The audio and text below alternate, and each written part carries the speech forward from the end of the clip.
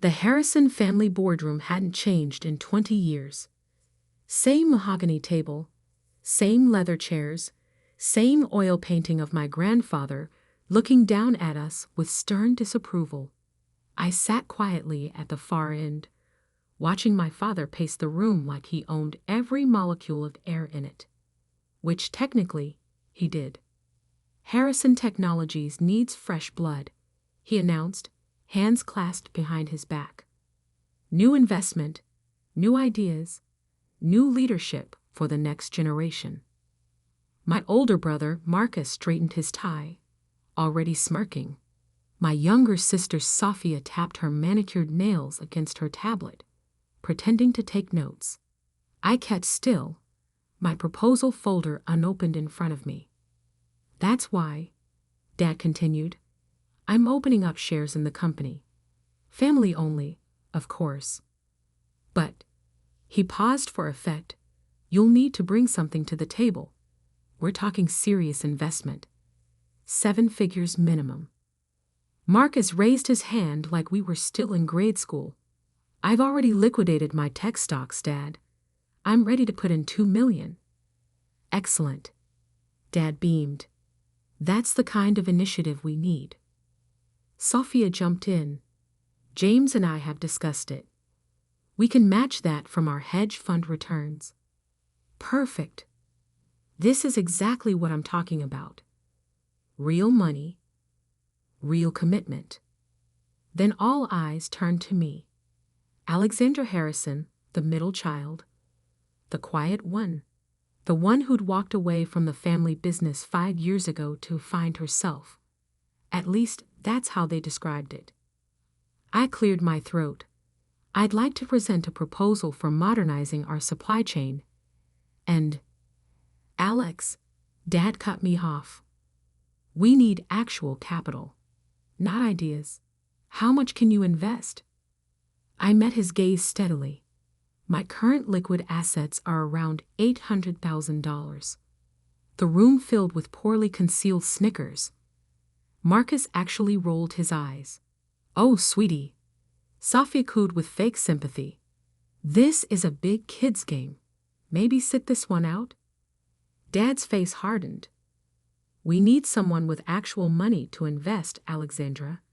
Not whatever you've scraped together from your little consulting work.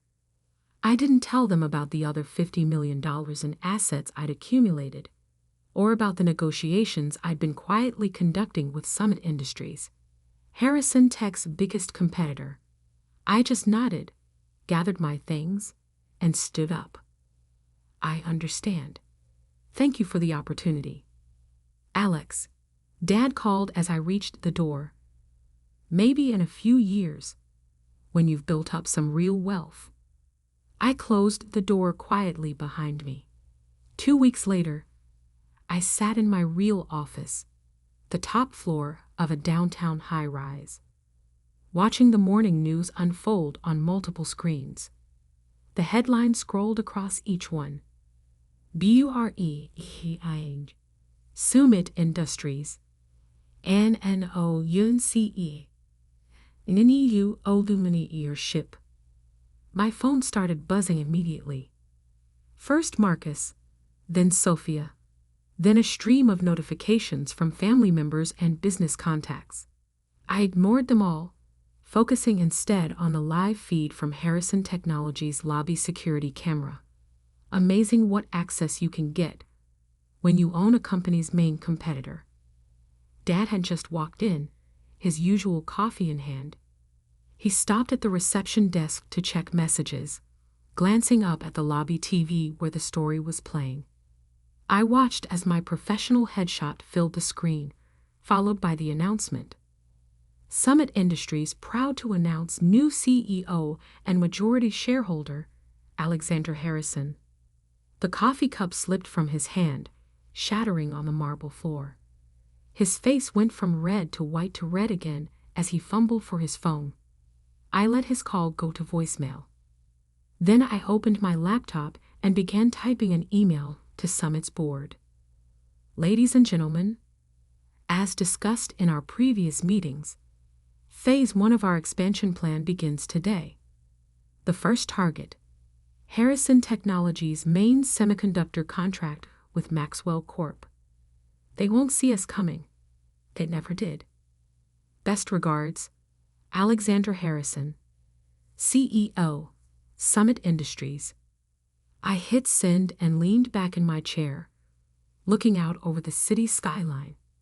In the distance, I could see Harrison Technologies' headquarters, the building I'd grown up dreaming of running someday. Now I had something better: the power to show them exactly what they'd dismissed. My phone buzzed again. A text from Marcus. "What the hell, Alex? Summit? Are you trying to destroy this family?" I typed back, "No, dear brother. I'm trying to show it what real money looks like." Then I turned off my phone and called my assistant. "Sarah, please inform Summit's PR team we're ready for Phase 2. And get me Maxwell Corp's CEO on the line." "Right away, Ms. Harrison." "Oh, and your father is in the lobby. He's quite insistent about seeing you."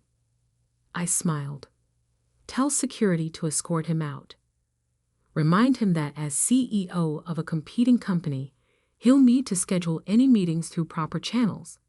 And if he resists, take his picture. We'll need it for the restraining order I'll be filing this afternoon." I stood up, straightening my blazer, the same one I'd worn to that family meeting 2 weeks ago, the one they'd barely noticed because they were too busy counting their own money to see I had more than all of them combined. My office phone lit up. "Maxwell Corp CEO on line 1 for you, Ms. Harrison." I picked up the receiver, my voice calm and clear. "John, Alexandra Harrison here. Let's talk about your future with Summit Industries. Because sometimes the best revenge isn't just success. It's success they never saw coming." And I was just getting started. The next morning, Summit Industries stock opened 12% higher. Harrison Technologies dropped 8% in the first hour of trading. I watched both numbers from my private conference room while reviewing the Maxwell Corp contract, now exclusively Summit's, thanks to a late-night negotiation that cut Harrison Tech out of their biggest semiconductor deal. My assistant's voice came through the intercom. "Ms. Harrison, your sister Sophia is here. She doesn't have an appointment, but let her in." I closed my laptop. This should be interesting.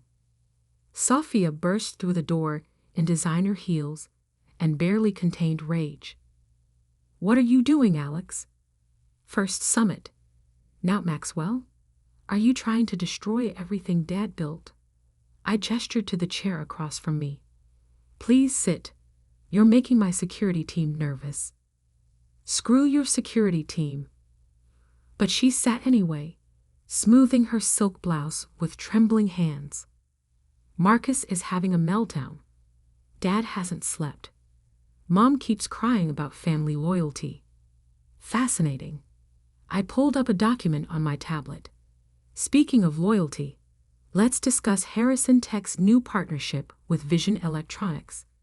The one you and Marcus pushed through last quarter." She froze. "How do you know about that?" "I know everything, Sophia, including the fact that Vision is 3 months away from bankruptcy. Their financials are a house of cards, and you tied our family company to them because their CEO promised you and Marcus personal kickbacks." That's not. I have the offshore account records." I turned the tablet toward her. "Would you like to see them?" The color drained from her face. "You can't prove anything." "Actually, I can. Summit's forensic accounting team is very thorough. In fact, they're preparing a full report for the SEC right now. You wouldn't dare. We're family." "Family?" I leaned forward. "Was it family when you and Marcus convinced Dad I wasn't worth including in strategy meetings. When you mocked my little consulting work while I was building a billion-dollar portfolio. When you systematically pushed me out of every decision because you thought I wasn't smart enough, rich enough, or ruthless enough to play in your league. She stood up so quickly her chair toppled backward. What do you want? Simple. Harrison Tech cuts all ties with Vision Electronics immediately. You and Marcus resign from the board, citing personal reasons. In return, those financial records never see the light of day. That's blackmail. No, dear sister, that's business. I opened my laptop again. You have until 5 p.m. to decide. After that, the SEC gets an anonymous tip. Dad will never agree to this. Dad doesn't have a choice. Summit now owns 30% of Harrison Tech's supplier network. One phone call from me, and your production lines stop tomorrow. She stared at me like she was seeing me for the first time. Who are you? I'm the sister you should have been paying attention to. I pressed the intercom. Sarah, please show Ms. Harrison out. And send in my M and a team. We have a busy afternoon ahead. After Sophia left, I pulled up the family photo from last Christmas. The last time we'd all been together. Me in the background, quiet, watching, planning. Them in the front, loud, confident, completely unaware that I was about to change everything. My phone buzzed. A message from Marcus. Whatever you're planning, stop. We can talk about this. I typed back. Like you talked about the Vision Electronics deal. Check your email. You have 4 hours. Then I opened the file marked Phase 3 and began reviewing the next step in Summit's expansion. By the time my M and a team arrived, I had already identified 3 more Harrison Tech contracts ready for acquisition. Because this wasn't just about revenge. This was about showing them exactly who they'd underestimated, and I was just getting warmed up. The afternoon news would announce Summit's latest acquisition, a small but crucial chip manufacturer that supplied 40% of Harrison Tech's components. Dad would see it during his usual 3 p.m. coffee break, the same coffee he dropped this morning. I smiled, imagining his reaction. Sometimes the quiet ones aren't quiet because they have nothing to say. They're quiet because they're waiting for the perfect moment to speak. And my moment? It was just beginning. At exactly 4:58 p.m., 2 minutes before my deadline, the resignations hit my inbox. First Marcus, then Sophia, both citing personal reasons for leaving Harrison Technologies board. I forwarded them to my legal team without comment. Then came the call I'd been waiting for. Alexandra. Dad's voice was rough, tired. We need to talk. My office. Tomorrow morning, 9 a.m. Bring Mom. I hung up before he could respond. That night, I sat in my penthouse reviewing old family videos. Christmas mornings where my siblings' gifts dominated the frame while I opened books about business strategy. Board meetings where my raised hand was ignored. The day I graduated top of my class from business school, and they all left early because Marcus had a more important client dinner. I'd recorded everything, not for nostalgia, but for motivation. At 8:55 a.m. the next morning, they arrived. Mom looked like she'd aged 10 years overnight. Dad had traded his usual commanding stride for something closer to a shuffle. They sat across from me, 2 people who'd once seemed larger than life, now looking small against the backdrop of floor-to-ceiling windows. The Vision Electronics deal is dead, Dad said without preamble. And your siblings have resigned. Yes, I know. I pulled up a presentation on the wall screen. Now let's discuss Harrison Technologies' future. Our future? Mom's voice cracked. Alex, you're destroying us. No, Mom. I'm saving you from them. I clicked to the first slide. Detailed documentation of Marcus and Sophia's kickback scheme. They were bleeding the company dry. Vision Electronics was just the start. I have evidence of at least 6 other deals where they took personal payments to push through contracts that hurt Harrison Tech. Dad's face went ashen. That's impossible. We raised them better. Did you?